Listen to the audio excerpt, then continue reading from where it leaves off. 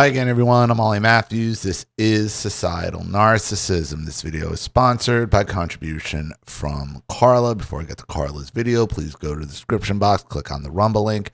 Ask everybody to watch over there as I'm still monetized, and it'll help out with the channel. So it turns out I did have another video with contribution in the queue. Carla wanted me to check out this boss babe. It's another short video. So let's just get into it. Great question, Chris. And, a lot of questions came through about how can we leave Pity City. CEO tells employees worried about not getting a bonus. Oh. Stay motivated if we're not going to get a bonus. What can we do? What can we do? Some of them were nice and some of them were not so nice. So I'm going to address this head on. The most important thing we can do right now is focus on the things that we can control. None of us could have predicted COVID. None of us could have predicted supply chain. None of us could have predicted bank failures. But what we can do is stay in front of our customers, provide. Yeah, but you can control the bonuses. You know whether people are getting bonus. That has nothing to do with whether or not you're giving people bonuses, and a lot of jobs, people are dependent on those bonuses at the end of the year, and they cut them out. Bonuses at Macy's were terrible. When I was at IKEA, they actually had a pretty good bonus system. The best customer service we can, get our orders out our door, treat each other well, be kind, be respectful, focus on the future because they talk like they think the world is a preschool. They talk to their employees like they're preschoolers. I had a woman like this that I was one of the corporate trainers. I don't remember her name, but I can't get her out of my head. And I remember because she worked for somebody, a woman named Marianne Cadmus, who used to be with us, used to be in security. She used to run our budget, the corporate budget. So I knew her well. And then she went into corporate training, corporate promotions, and she was running all these people.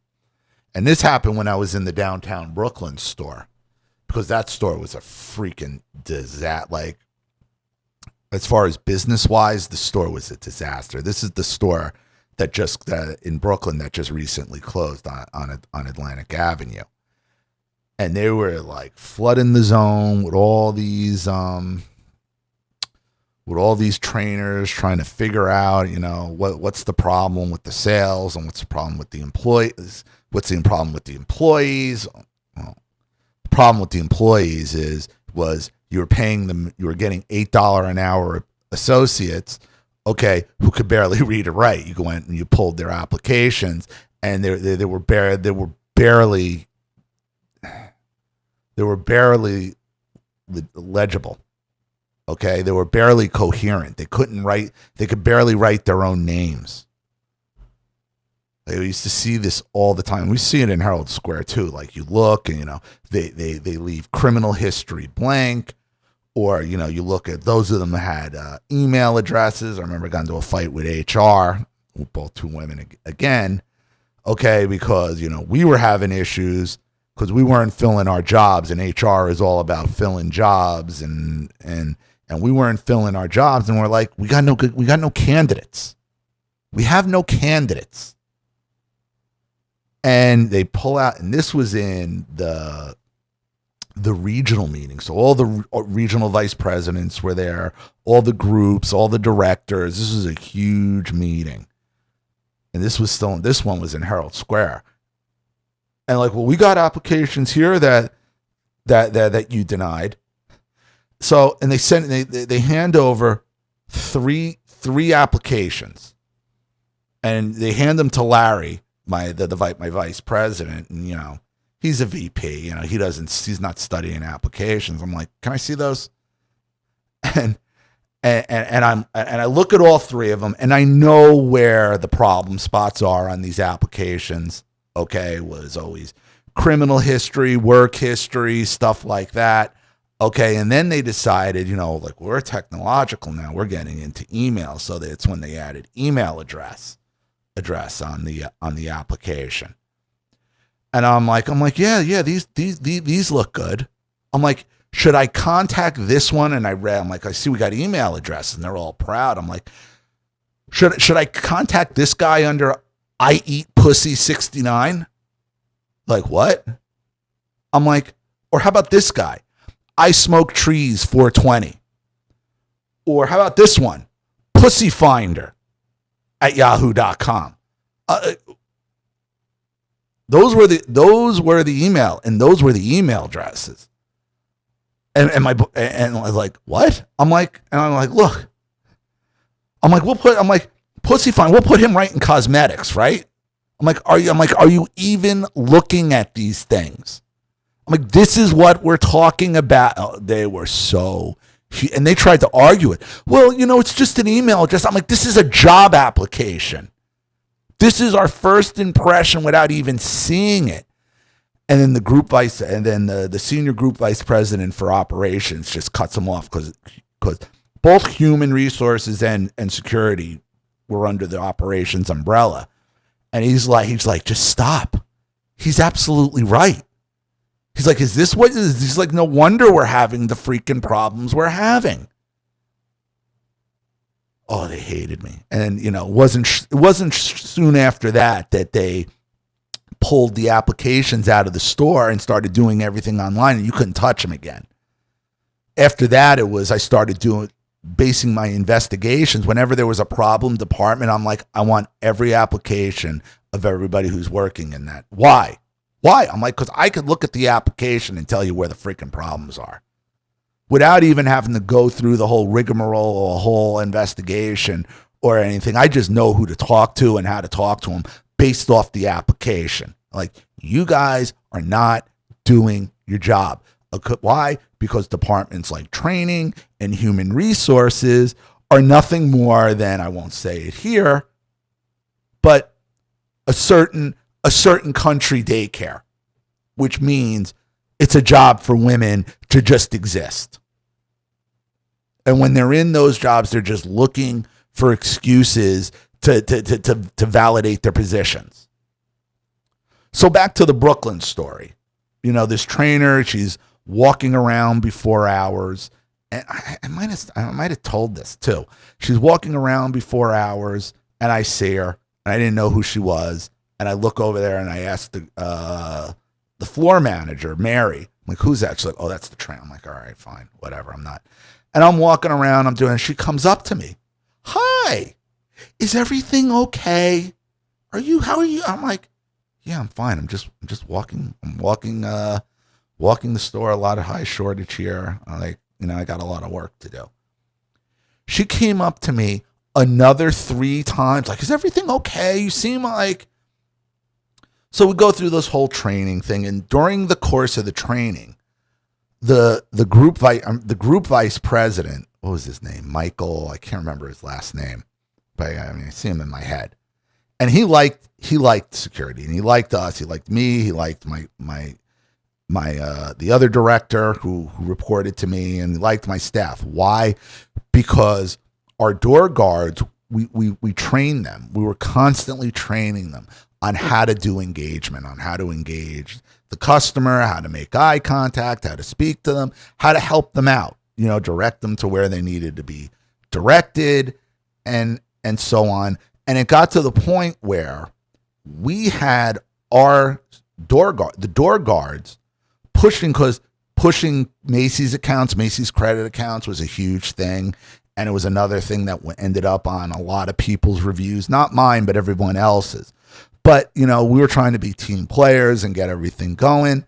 And I had door guards, okay, that were able to lead the store in opening credit applications, because we couldn't physically open them, but we'd have them fill out the application. We bring them over to a register, and the door guard would get credit for it because they're the ones who opened it. They're the ones who engaged. So they would actually make like $10 for an account.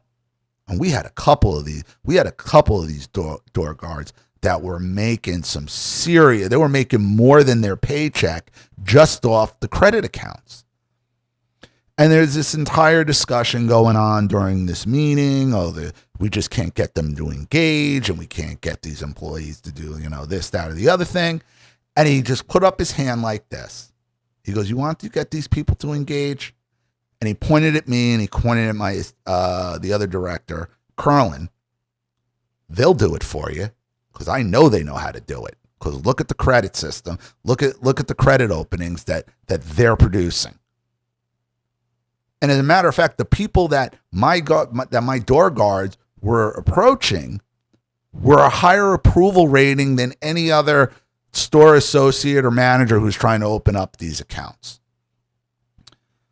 So, in the entire time, okay, this corporate trainer, who had kept coming up 4 times, talking to me the way she was talking. She's talking to all the executives like this. She's talking to the junior executives, the senior executives, the vice presidents. She's using the same tone. So after the meeting, I'm walking on the 9th floor, the 6th floor in Brooklyn. That's where the offices were, and I see Marianne come out, her boss. And she's just shaking her head, and she's like, "I don't know what to do." She's like, "I don't know what to do with the, it's like it's just not registering," and on and on and on. And I'm like, "Can I ask you something, Marianne? Like, seriously, like between you and I?" She's like, "Yeah." And I'm like, I don't even remember her name. I'm like, "She doesn't have any kids, does she?" And she's like, "No." She's like, "How did you know that?" I'm like, "I'll tell you why."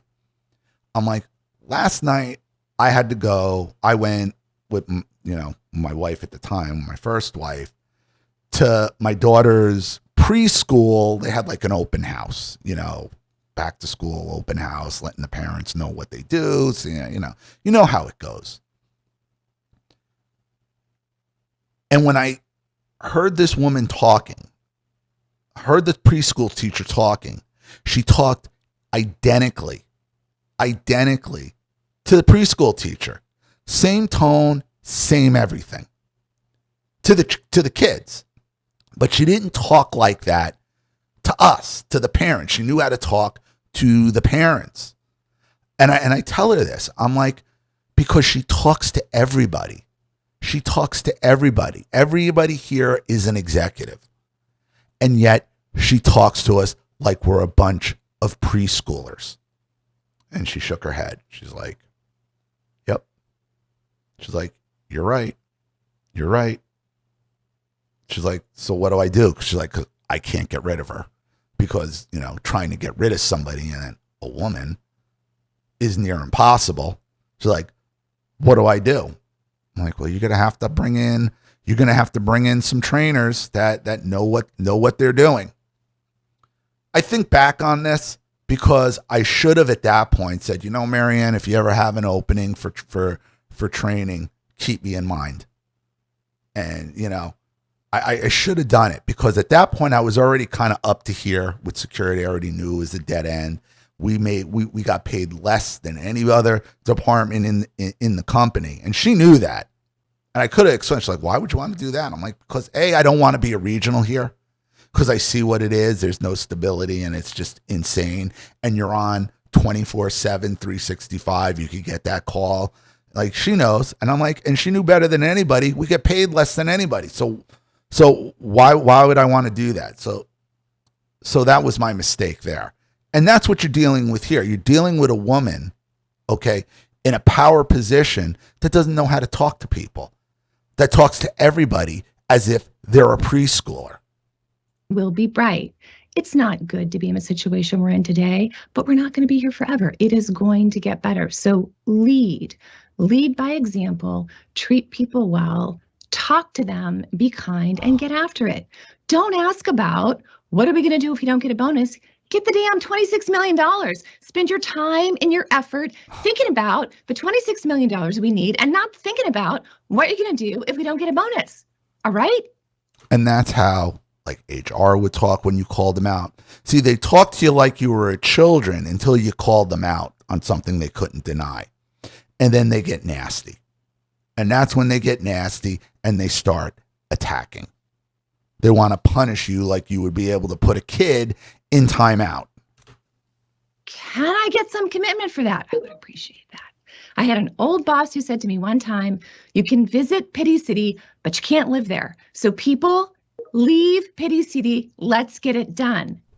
Thank you. Have a great day. Ugh. Who's living in Pity City here? It's the employees living in Pity City or the poor boss babe? Boss babes live in Pity City. And then they want to project it onto anybody who calls them out for it. It's just a disaster. It's a disaster because we have told women that you could be a boss babe and traditional family and the traditional way of doing things is just stupid. And you're going to be happier, okay, worrying about bonuses, answering to another boss babe. It's just pathetic. So I'm going to leave it there. Thank you, Carla, for the contribution and the clip. Sorry that got dropped down in the queue and I missed it. But I do really appreciate it. Thank you to everybody watching.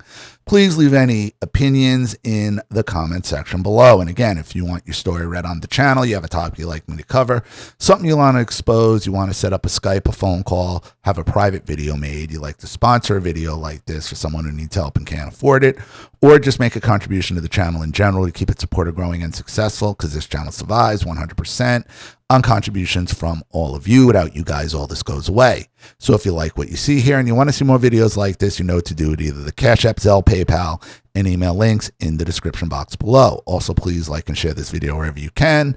Subscribe to my channel if you haven't, and be sure to click the subscription bell to be notified of all my video uploads. Also, be sure to subscribe to both my channels on Rumble. If you haven't watched the video over there, please do. Even a click helps. Follow me on X and Telegram as well.